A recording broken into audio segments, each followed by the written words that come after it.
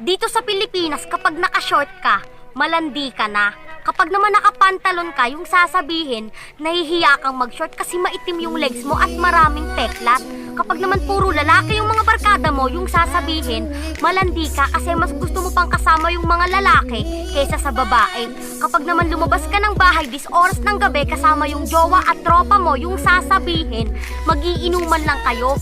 Di ka makakapagtapos ng pag-aaral kasi maaga kang mabubuntis. Kapag tumaba ka, yung sasabihin, baka buntis ka. Kapag naman pumayat ka, yung sasabihin, kakaharot dahil sa mga lalaki. Sa Pilipinas ka lang din makakakita na kapag maganda ka, rerespetuhin ka.